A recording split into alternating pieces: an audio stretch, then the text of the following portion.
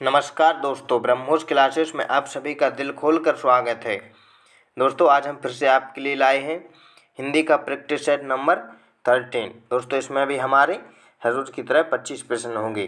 तो देखिए दोस्तों, आपका मोटिवेशनल थॉट है आज का, जो चल रहा है उसके पाँव में ज़रूर छाला होगा। समझने की बात है दोस्तों, जो चल रहा है उसके पाँव में ज़रूर छाला होगा।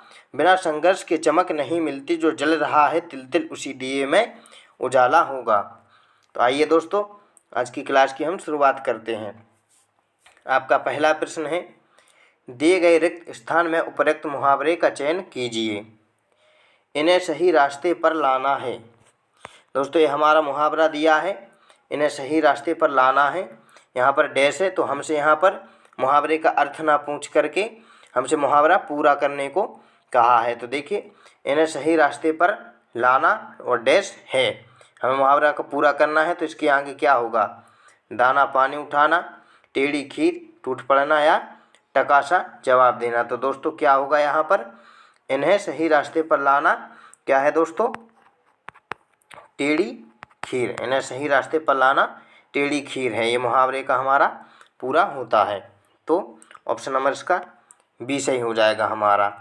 अगला प्रश्न देखिए, अगला प्रश्न हमारा है, जिसका जन्म कन्या के गर्भ से हुआ हो उसे एक वाक्य में हम क्या कहेंगे दोस्तों? जिसका जन्म कन्या के गर्भ से हुआ हो तो क्या कहेंगे?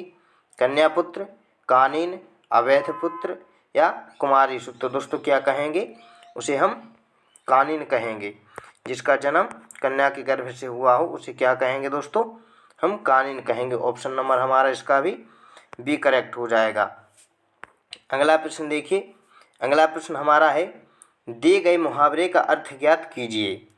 दाल में काला होना। दोस्तों, दाल में काला होना, ये बात बात पर हम लोग कहते भी हैं। तो इस मुहावरे का अर्थ क्या होता है? संदेह की बात होना, परास्त करना, शुष्कांठ या समीधा। तो दोस्तों, क्या कहते हैं?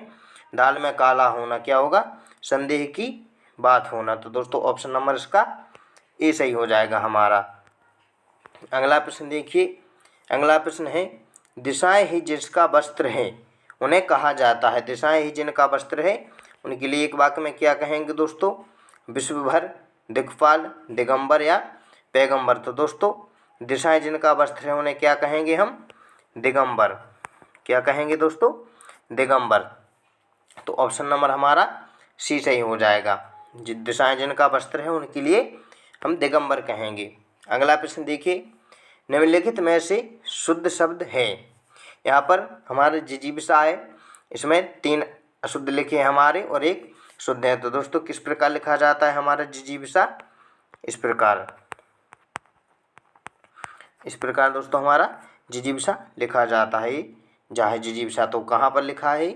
ऑप्शन नंबर हमारा डी में। तो इसका ऑप्शन नंबर हमारा डी सही हो जाएगा। ध्यान से देखना दोस्तों, इस प्रकार लिखा जाता है जिजीविषा।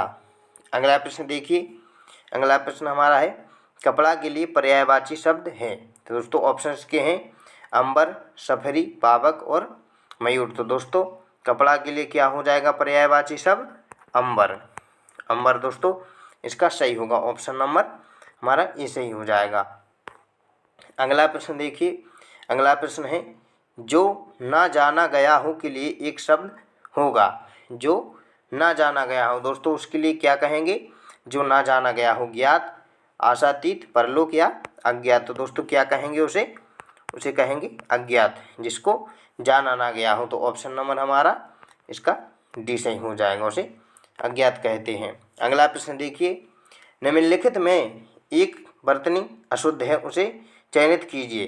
दोस्तों, अभी तक हमसे 3 अशुद्ध रहते थे, 1 शुद्ध रहता था, इस प्रकार पूछा जाता है। अब इनमें से 3 हमारी वर्तनी सही हैं और 1 गलत है, तो हमें गलत चुनना है। तो दोस्तों, उज्ज्वल, श्रृंगार, कवियत्री और श्रद्धा। तो दोस्तों, उज्ज्वल हमारा सही लिखा है, कवियत्री हमारा सही लिखा है, श्रद्धा हमारा सही लिखा है, लेकिन श्रृंगार हमारा गलत लिखा है। हमसे अशुद्धि पूछा है, ये अशुद्ध लिखा है। दोस्तों, ऑप्शन नंबर इसका बी हो जाएगा। लेकिन श्रृंगार दोस्तों लिखा किस प्रकार जाता है, आप वो देख लीजिए। शुद्ध श्रृंगार इस प्रकार लिखा जाता है हमारा, गा के ऊपर हमारा अंक की बिंदी होती है। तो श्रृंगार दोस्तों इस प्रकार सही लिखा जाता है और ये अशुद्ध है और अशुद्ध हमसे पूछा था, इसलिए ऑप्शन नंबर इसका बी सही हो जाएगा।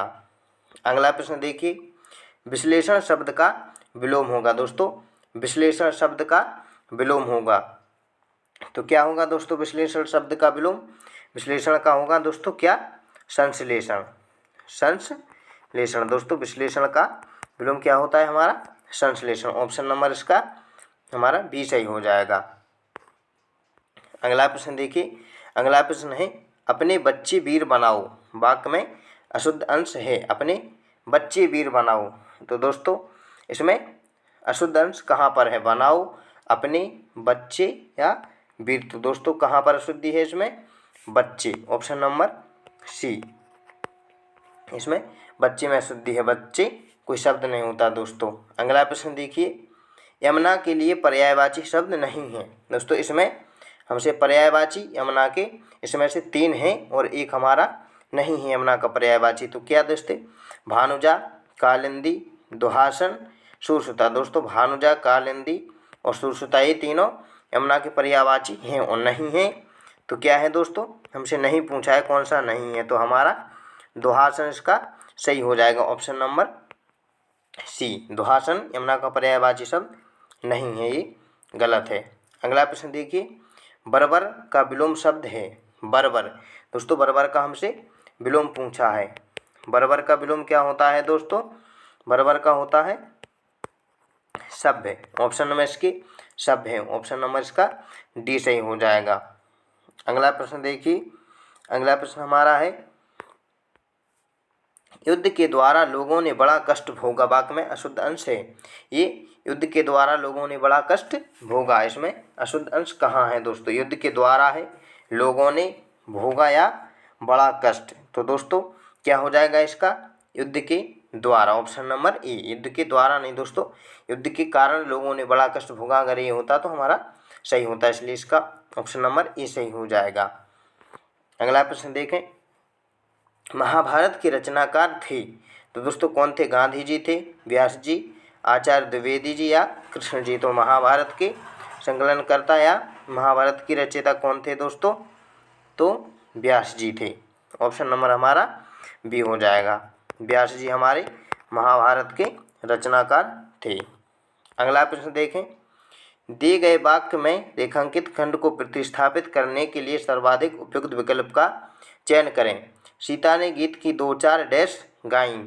2-4 लड़ियाँ गाईं। दोस्तों यहाँ पर लड़ियाँ के नीचे डैश है, यहाँ पर हमें सही करना है क्या होगा? पंक्तियाँ, लाइन, कड़ियाँ या लोरी। तो दोस्तों गीत की क्या गाई जाती हैं? कड़ियाँ।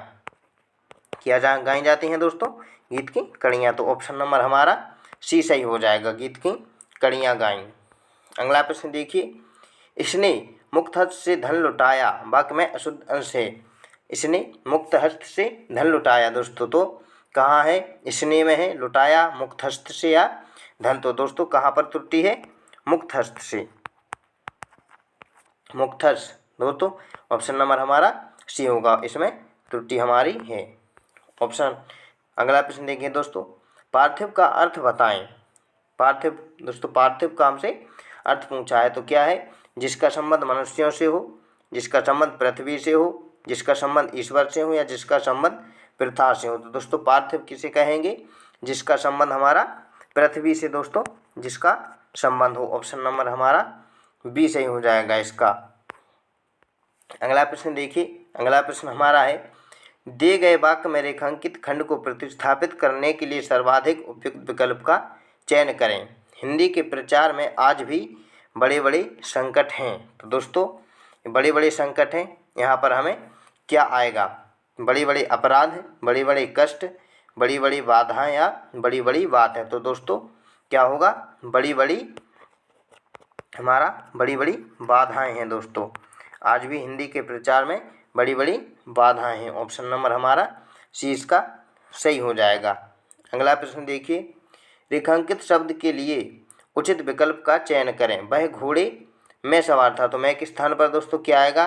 कि, से, पर या मैं। तो दोस्तों वह घोड़े में नहीं दोस्तों, वह घोड़े पर सवार था। ऑप्शन नंबर इसका सी सही हो जाएगा।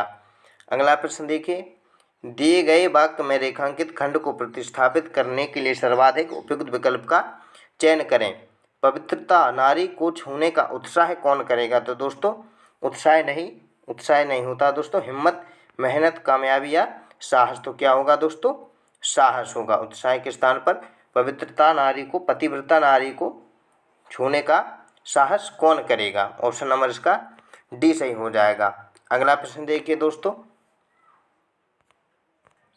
अगला प्रश्न दोस्तों हमारा पैराग्राफ वाला है, तो एक बार हम इसे पढ़ लेते हैं। और इसमें अलग अलग हमसे प्रश्न नहीं पूछे हैं, इसमें यहीं पर नंबर करके हमें उनके सामने ऑप्शन दिए गए हैं। देखिए दोस्तों, अब हम इसे करते हैं, पहले हम इसे पढ़ लेते हैं। हरिवंश राय बच्चन डैश के एक कवि और लेखक थे। वे हिंदी कविता के उत्तर डैश के प्रमुख कवियों में से एक हैं। उनकी सबसे प्रसिद्ध कृति डैश है। भारतीय फिल्म उद्योग के प्रख्यात डैश अमिताभ बच्चन उनके सुपुत्र हैं। उनकी मृत्यु 18 जनवरी 2003 में डैश की बीमारी की वजह से मुंबई में हुई थी। तो दोस्तों ये पैराग्राफ हमें करने के लिए हमें हरिवंश राय बच्चन जी के बारे में पता होना चाहिए, या फिर जिसका भी आएगा तो उसके बारे में हमें पता होना चाहिए। तो हरिवंश राय बच्चन डैश कवि थे। तो दोस्तों कैसे थे? हिंदी भाषा के कवि थे। 21 के यहाँ पर आगे, और यहाँ पर लिखा भी है हिंदी कविता के उत्तर। तो दोस्तों 21 के सामने ऑप्शन है मराठी भाषा, बंगाली भाषा, हिंदी भाषा और अंग्रेजी भाषा। तो यहाँ पर ऑप्शन नंबर हमारा इसका सी होगा। 21 का ऑप्शन नंबर सी हो जाएगा। हरिवंश राय बच्चन हिंदी भाषा के कवि थे और लेखक थे। वे हिंदी कविता के उत्तर डैश के प्रमुख कवियों में से एक हैं। यहाँ पर 22 है। 22 के दोस्तों ऑप्शन सामने दिए हैं, भारतेंदु, आधुनिक, द्विवेदी और छायावाद। तो दोस्तों हरिवंश राय बच्चन जी किस युग के थे?